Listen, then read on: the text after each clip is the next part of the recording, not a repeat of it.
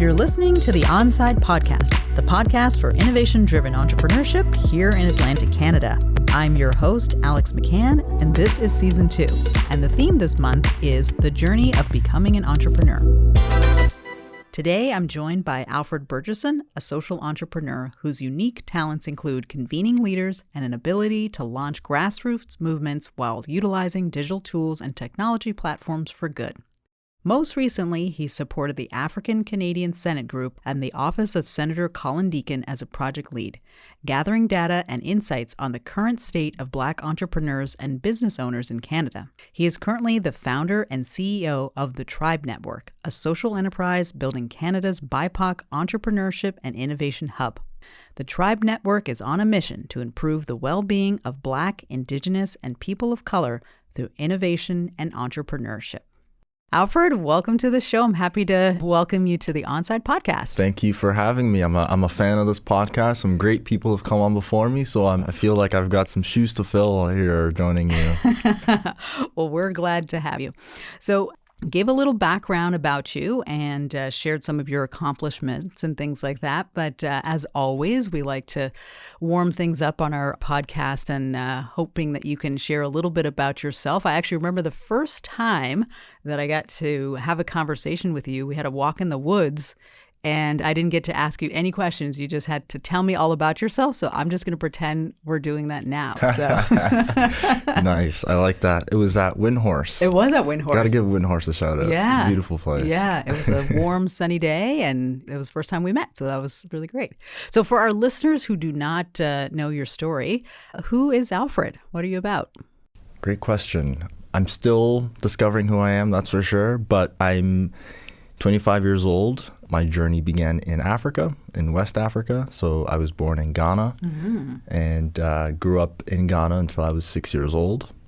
And then my parents decided to move our family to Canada, not just to Canada, but to Nova Scotia and to Cape Breton and to Port Hawkesbury. Oh, I did not know that part. Okay. Rural Nova Scotia, Port Hawkesbury is where we landed, and that's because my dad was an engineer. Okay. And he was a professor at the NSCC Nautical School. Oh, great location. In Port Hawkesbury. Yeah, impressive place. Yeah. So Port Hawkesbury is where we landed and grew up there, lived there for about 10 years until I came to Halifax in high school. And when I came to Halifax, I went to the grammar school. And, I was a basketball player growing up, and I thought I was going to go to the NBA, and that was my goal, that was my goal.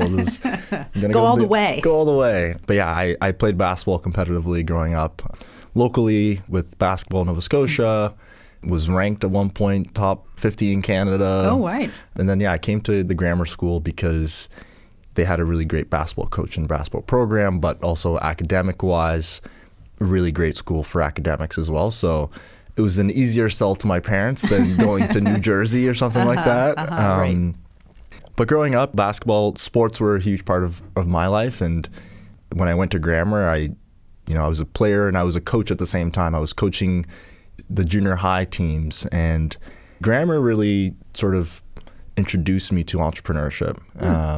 The junior achievement after school program called the company program. Right. That was when I got my first taste into entrepreneurship. And it was just like, okay, this is like my language. It was weird. It was just like this moment of like, this is what I want to do. And it was really interesting because the peers that I was with were all looking at me like asking questions as if I had the answers. You know what I mean? It's just like, Alfred knows. And it's like, this is my first time in this sort of environment. But I could tell that I had the ability to sort of to ideate and to also think about connecting ideas to real things that were happening or people that could achieve it, that could help implement it. So from a young age, I realized that, I had some sort of talent to take ideas into action. And growing up, I went off to St. Mary's to play basketball there for a year. I quit after my first year to start my first business in digital media. Okay. What did your parents think about that? Oof. I mean, quitting basketball wasn't such a big issue for them. I think when I decided to take a break from school. Oh, okay. That was the problem. When I decided to take a break from university, that's when I could, they were unsure of what is Alfred doing, right? But at that point, so when I started my digital media company, I would walk door to door businesses in Halifax, and I would show them Facebook and Instagram, and I would say, I don't see your business on here. Do you know that if you market your product on here, people anywhere in Canada, around the world, can actually purchase it? So I did a lot of that, and essentially created a small team of photographers, videographers, graphic designers, young people in the city that were talented but didn't really have an avenue to make money through that skill set that they had. And so I would go get business, and we would come together, and then we would execute on actually, developing campaigns and content for our clients. And during that time, I came across the Assembly of First Nations through another client. And so this is during my third year university. And the Assembly of First Nations approached me and said they needed some support for their chiefs in Nova Scotia, Newfoundland, and then, the chiefs also in Ottawa could use my support in amplifying some their of voices, amplifying their voices, their projects, etc. And so, in third year university, I have the option to either go to poli-sci and entrepreneurship classes, or to get on a plane, go to Ottawa, and sit in a room where chiefs and ministers are negotiating. And to me, that was a no-brainer. I'm going to Ottawa. It's like I can learn about poli-sci, or I could actually be living it and be part of it. Oh, exactly. That's really interesting. And so that was a key moment for me in taking a step and learning a lot more about Canadian culture, Canadian history, Indigenous rights, and that also definitely played a key role in, I think, forming who I am today. Oh, interesting. That is a brave step. We've had a couple other folks who came to that point where they had to make a decision like that. Stay on the path that has been charted out for you, or find another path. I think we had Saeed El-Darhali. He's the CEO for Simplycast, and I think he had that moment too as a young man, thinking about, what else can I do with the skills that I have? Because there's a path that's laid out, and there's the path less taken. Yeah. So you mentioned your family, and that family's from Ghana that came to Port Hawkesbury, rural Nova Scotia. The NSCC Nautical Institute is an amazing place, and you have this journey. Were there any barriers, coming from Ghana and being from someplace, different and being in Canada? Were there any barriers that your family or you guys faced as new immigrants? Yeah, I was 6 years old. So I think at that age, I don't think I was really, let's say, aware of barriers like the way my parents were, or my older siblings were. I mentioned my dad was a professor at NSCC, but before he became a professor, he actually had to be a student at NSCC. Oh, okay. Right? So he had a career of 20 plus years as an engineer working globally, decides to move his family to Canada, and it's like, nope, you got to start all over again. Right. He had to get recertified. Yeah. And so, both my parents had to go through that, going from students. And, with my dad, they knew he had the ability, literally the year after he graduated, they made him a professor. You know what I mean? They're like, thank you very much for being the top student. Let's just move ahead here.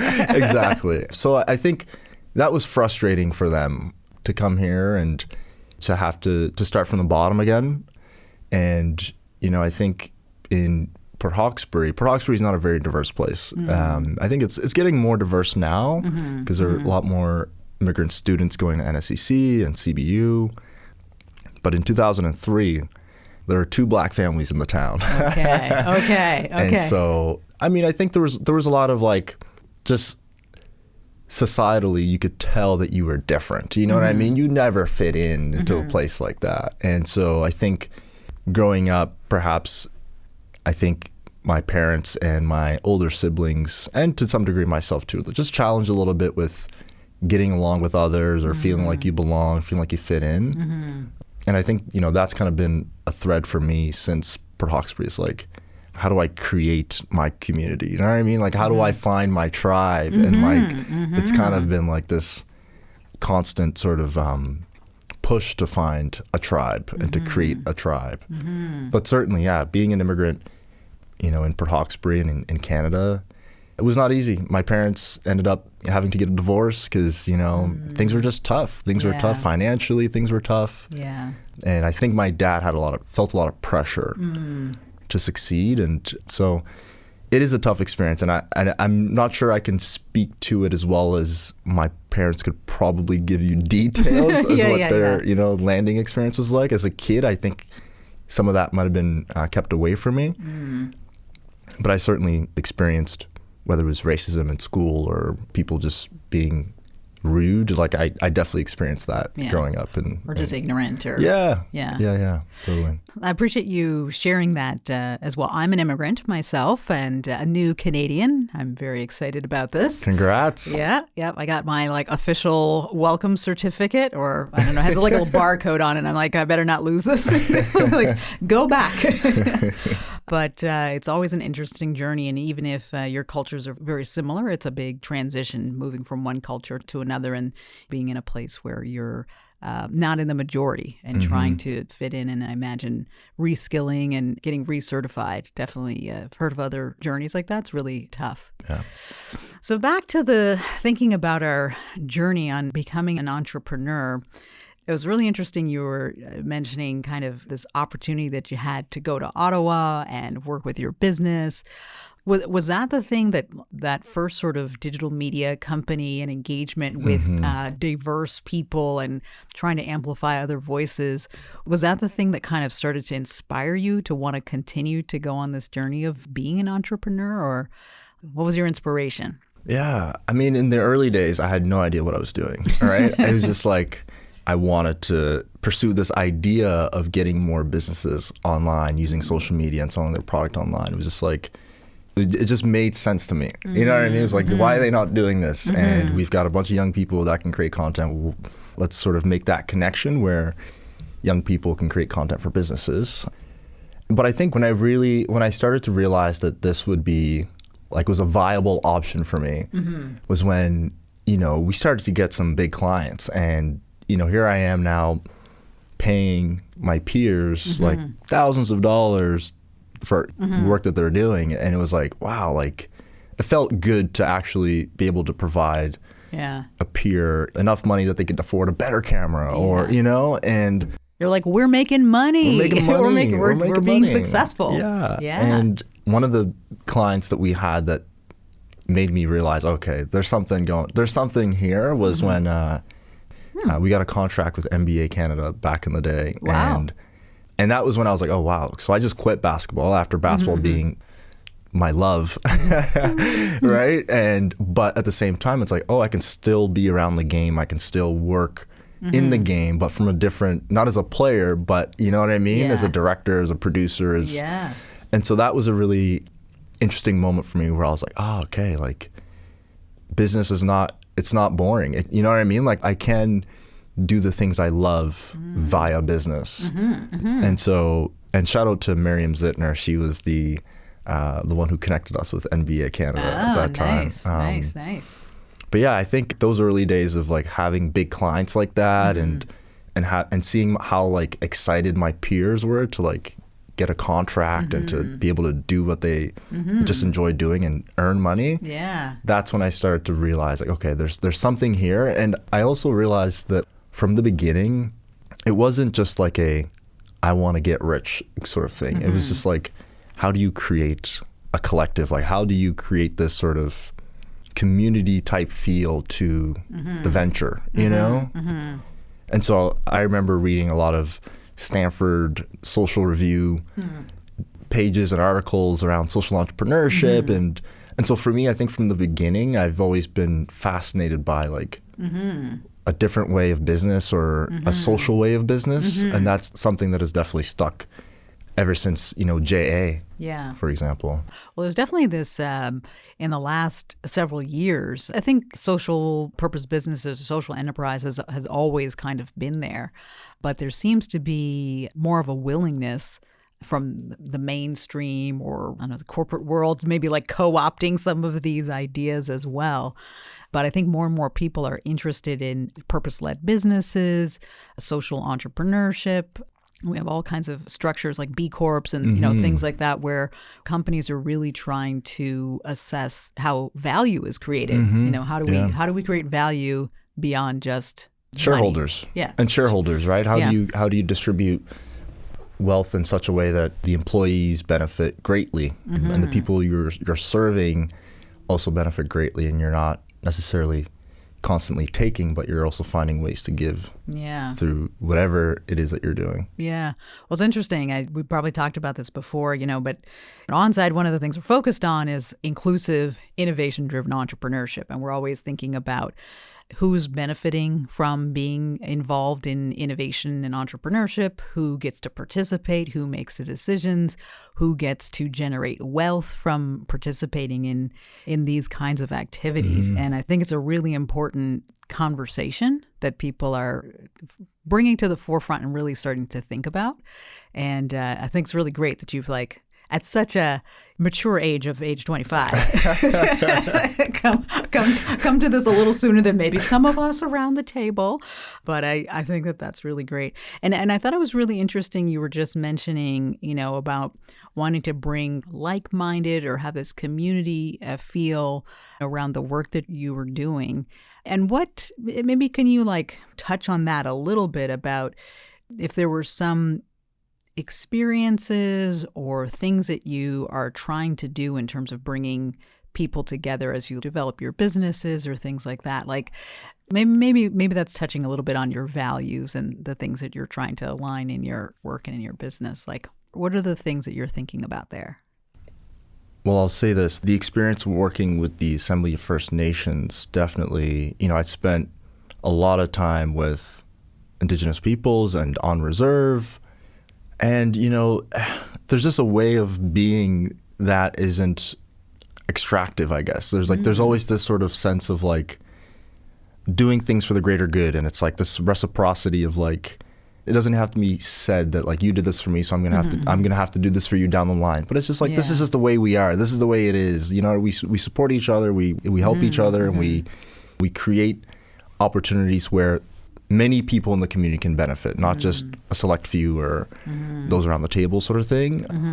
I don't know. I think I was just, so working with the AFN, you have this sort of experience where the chiefs and some community members that I get to meet are almost sharing an alternative way to how our structure's already set up. You know what I mean? It was for me, I was just hearing things positioned in a way that was almost just different from what the norm would be expected. And it wasn't to say that, this is a better way, but it was just this is our way. Yeah. Right? There is more than one way. Yeah. The way that you've always done things does not necessarily have to be the way. Yeah, we had another guest who talked a little bit about this, on two-eyed seeing and looking at the world in a different way. I've been doing some reading and things around this, around different ways of knowing and understanding a problem or trying to come to a solution. And I think there's probably more than one way. And when you step into that, you're like, oh, wait a minute. People are able to move ahead, make decisions, build companies, have products, and we don't have to do it the Wolf of Wall Street style. Yeah, totally. We don't have to stab people in the back and crush them all the time. Exactly. And so I tried to be as present as I was in those moments. I wasn't taking notes while I was in community or anything like that, but there were just things that I picked up about how to ensure that there are either more people at the table, ensure that when there are people at the table that you truly value everyone's opinion, and to look at everyone as being a contributor and having something to contribute versus the CEO or whoever else is the top dog and the only person who leads the conversation. It's no, everyone is able to lead the conversation, right? And so I think an experience like that definitely influenced me.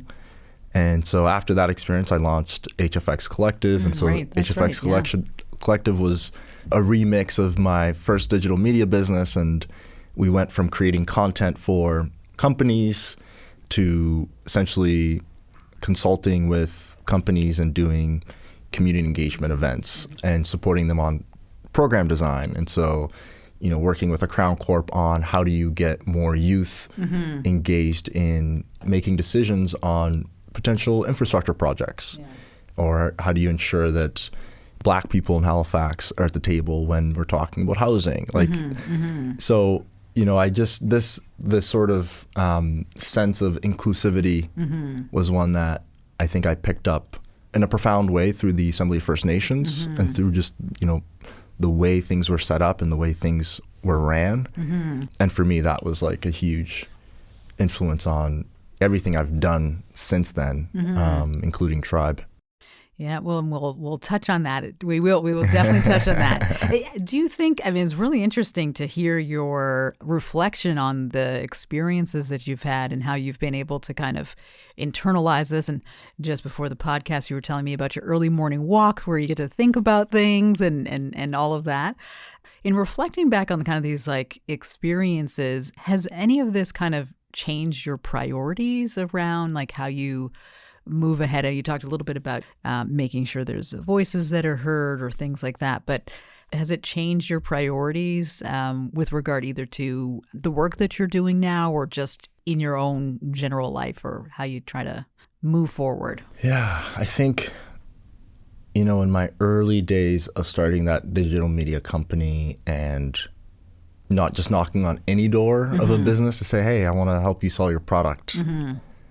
I think I'm starting to, let's say, I'm starting to prioritize the people who don't even have a store yet that I can knock on, right? I'm prioritizing those who just haven't had the opportunity to start, to, you know, meaningfully build something and to accelerate something to another level. So I think through the Assembly of First Nations, I just started to realize that, you know, there is inequity in the world. And in Canada, there's immense inequity that has been for generations.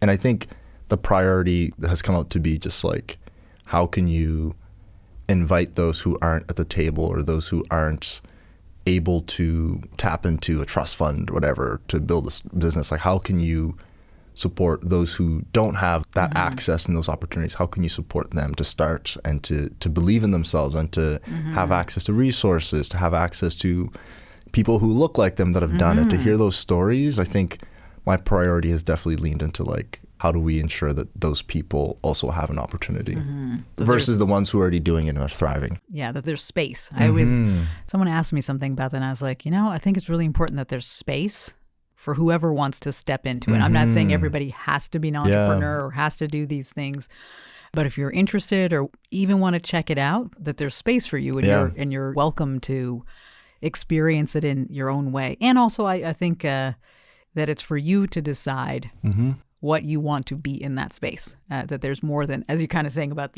your time with the Assembly of First Nations and, you know, things you're picking up there, realizing that there's not just one way to be an entrepreneur, not one way to step into business, there's definitely more than one way to be a person. So I think we can accept the variety of life. Totally. But I think especially in entrepreneurship, you look up to the people who've done it and then you there's a lot of copying, right? In terms of the culture in entrepreneurship and in general, I feel like folks look up to people, but, you know, I think maybe sometimes we look up to the wrong people. And so I think that's when I say learning about another way, I think there's a bit of that in that there's traditionally in entrepreneurship, there's the way things are done where you start a business, you raise money and all that type of stuff. It's like, it doesn't always have to be done that way, right? And it doesn't always have to be for the benefit of shareholders. Yeah. And so that's kind of what I'm referring to when I mention that. Yeah, well, it's interesting. There are all these movies or shows that are out now. The WeWork one, the Uber, what's the other one? There's like a whole bunch of these. Oh, yeah. There's a whole bunch of these about the kind of like Silicon Valley, you know, tech entrepreneur who like goes big and goes hard and crashes hard. Oh my God. And I think that's a really important thing, you know, and we kind of love the drama of that. But I think what you're kind of talking about is like sort of disrupting the image or the imagery that we have around us that allows for other folks to step in. And, maybe before that there was something else, but I think people are pushing for that. I don't know if we're there totally yet, but I think we're kind of like on the precipice for sure of people saying, yeah, I'm kind of tired of the we crash, we work, these people who like rise to the top and crash and burn. And, there's a place. I mean, I'm not going to lie. I love my Uber. Love it, but we probably need some other models for this moment in time. Yeah. And other examples of more diverse leaders, perhaps. Absolutely. Right? Absolutely. Love to see that. And speaking about that, you are a Black entrepreneur here in Nova Scotia. What has that been like here in our ecosystem? How do you reflect on being a Black entrepreneur? It's a great question. So there's so many different answers to this. Loaded question. Yeah. So I'll start from the perspective as an immigrant Black entrepreneur, because as many of our listeners will know, in Nova Scotia there is a historical Black community, and there are several, of the oldest, right? And there are several different Black communities in Nova Scotia. And coming to Nova Scotia from Africa, I think there's a level of drive my parents instilled in us at an early age to they definitely educated us on like the world is not fair. There was that, but there was just this like the work ethic my parents had was such, like, set the standard. Yeah, they were like, you gotta push. They just set the standard. I mean, they left everything in Ghana to come here, so it was just like there's no plan B. There's no other option than to be successful and to pursue success and greatness every day. And then so in the contrast, I'll say, when it comes to African Nova Scotians and Indigenous Blacks, I think there's a level of neglect those communities have had for generations. Definitely. There's a level of trauma that people have. There's a level of distrust that they have in institutions to support them. And so I think, those two comparisons between a Black immigrant and someone who is Black and grew up in Nova Scotia, I think oftentimes when an immigrant lands, it's like, I will do anything to get the job, or I will do anything to make sure that this thing that I'm doing succeeds. And I'm not saying that African Nova Scotians don't have that same drive. I'm not saying that, but I do believe that there's a level of intergenerational trauma. And I think that trauma hurts people from actually walking into some spaces. Yeah. All right. And so there's that. And I think as a Black immigrant entrepreneur, when I started to walk into some spaces, I knew that I wasn't necessarily walking into an inclusive space or a space that was very diverse, but I did it anyway. And I would hang out and I would, see who was in there. I would see what kind of help I could get. I could see what's going on. But oftentimes I would be the only one, the only one in the space. And I had experiences where you ask someone to support you on something, and the support given is not perhaps what you might deem as valuable or supportive, truly supportive, versus just doing it so that they can move on to the next thing, right? Yeah. So there's that, but I'll also say that as someone who went to the grammar school, as someone who has that level of drive, I don't really let that stuff get to me, Yeah. I don't really let it get to me. And going through grammar, as tough as that was, I was able to create a network and be connected with influential people in Halifax. And I think that alone, like in high school, being able to be in that type of environment made me believe that, like, I can be someone. You know what I mean? Yeah. Yeah. You had to persevere, through stuff. You just had to, I think you're right. I think there's definitely this intergenerational trauma that holds folks back, and it's really hard to get out of that. I think people are trying to make a big move now, like in the last couple of years, really trying to address this and reflect on it and put things in place that says, okay, we need to take some action here. Yeah, we need to level the playing field. Yeah. We need to support them and their well-being first. Yeah, yeah. And that means creating environments that they feel safe in. Welcome. Right? Yeah. It means going out of the way to make sure that you get rid of barriers that will allow them to enter the space for whether it's an event or a program that you're hosting in a specific place. Yeah. So yeah, those are some factors I think that touch on the experience of a Black entrepreneur in this ecosystem. I mean, I never did go to a bank to get money or a loan or anything like that, but obviously we know that there are tons of cited reports and I mean just experiences of Black entrepreneurs seeking capital that are turned down. Yeah. And again, this is well documented. This is very well documented. If it may not have happened to you specifically, but there's a lot of things that are well known, documented, and even in like some of our stuff, we have our inclusive innovation monitor. We talk about some of the indicators around salary discrepancies. If you're a Black male tech worker, you're on average in Canada making $13,000 less than your white male counterpart. Right.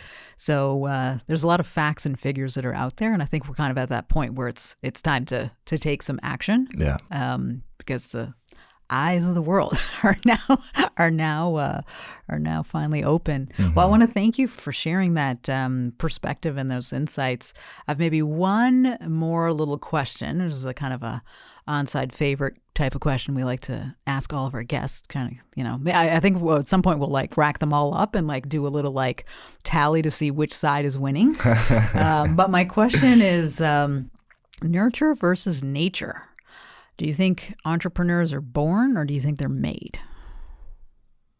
I feel like I'm kind of 50-50 on this one with our tally. But what do you think? Nurture versus nature? I'm leaning towards nurture.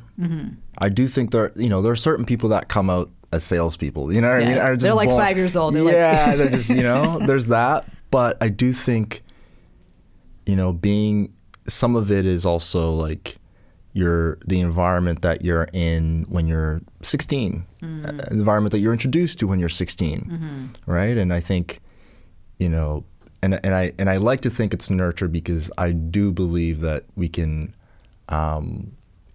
change the way people get access to opportunities. And I think, entrepreneurship is something we have to introduce at a younger age to people so that they see it as a viable option.